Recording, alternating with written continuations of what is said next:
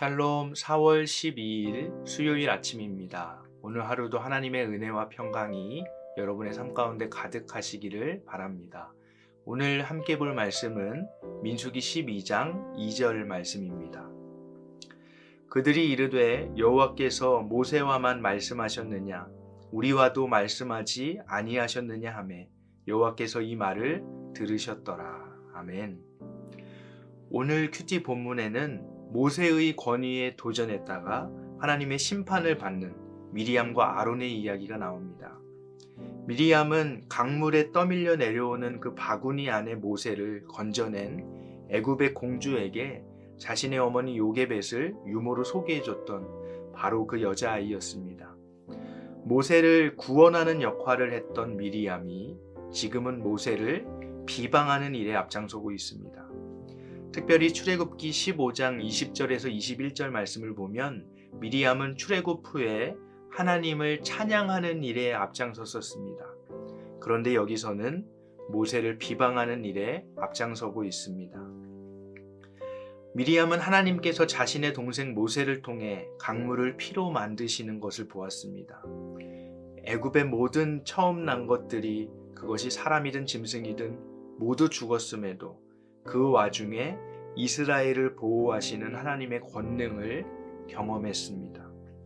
모세가 지팡이를 들어 올리자 홍해가 둘로 갈라지는 것도 보았습니다. 그리고 그때 미리암은 성령으로 충만해서 하나님을 찬양했습니다. 출애굽기 15장 21절에 미리암이 그들에게 화답하여 이르되 너희는 여호와를 찬송하라. 그는 높고 영화로우심이요 말과 그 탄자를 바다에 던지셨음이로다 하였더라. 우리들도 미리암처럼 하나님의 구원을 경험하고 하나님을 찬양하던 순간이 있을 겁니다. 그리고 그것이 지금 이 순간이면 더 좋겠지요. 그렇게 계속해서 성령 충만함으로 살아가면 정말 좋을 겁니다. 그런데 미리암은 넘어지고 말았습니다.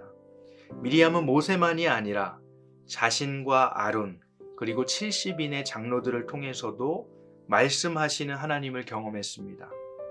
그런데 이 좋은 일이 미리암에게는 오히려 독이 되고 말았습니다. 내가 만난 하나님이 전부라는 착각에 빠진 미리암은 영적인 교만함에 빠지고 말았습니다. 하나님께서 모세만이 아니라 자신들을 통해서도 이 백성들을 이끄실 것이라는 착각에 빠졌습니다. 그때 모세가 구스 여인을 아내로 들였습니다. 구스 여인은 모세의 원래 아내인 십보라를 의미한다는 해석이 있고 또 다른 해석은 십보라가 죽고 나서 에디오피아계의 피부가 검은 여인을 두 번째 아내로 모세가 맞았다는 두 가지 해석이 있습니다.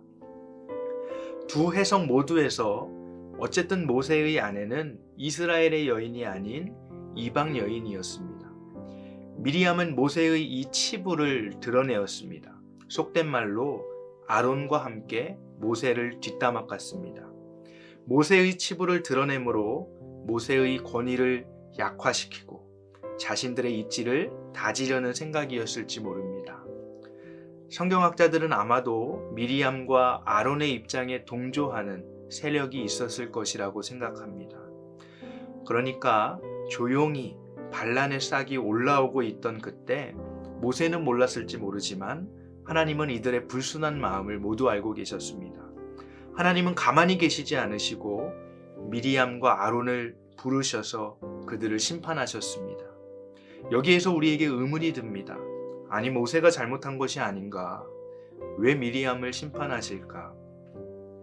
우리가 여기에서 생각해 봐야 하는 점은 모세에 대한 비방과 그의 권위에 대한 도전은 바로 하나님에 대한 도전이었다는 사실입니다. 하나님은 지금 모세를 통해서 신적인 권능으로 이스라엘의 60만이나 되는 그 많은 사람들을 출애굽시키시고 가나안으로 이끌어가고 계십니다. 모세는 사람에 불과하지만 그러나 특별히 이 사역을 위해서 하나님이 선택한 특별한 사람이라고 할 수 있습니다.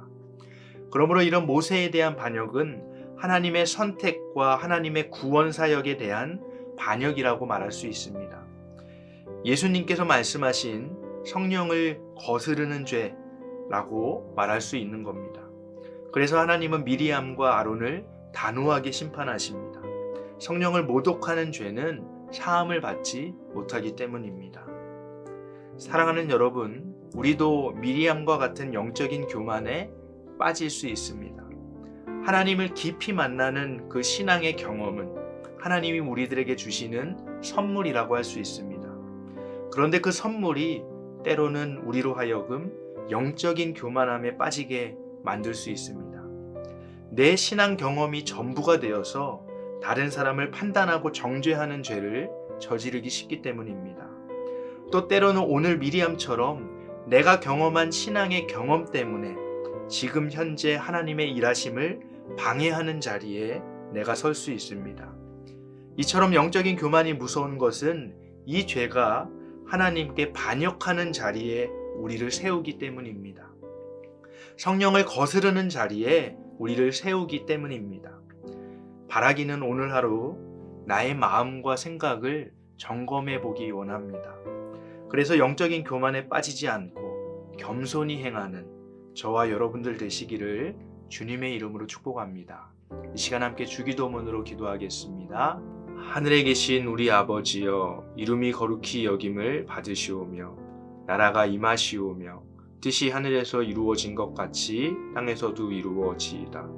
오늘 우리에게 일용할 양식을 주시옵고 우리가 우리에게 죄 지은 자를 사하여 준 것 같이 우리 죄를 사하여 주시옵고 우리를 시험에 들게 하지 마시옵고 다만 악에서 구하시옵소서.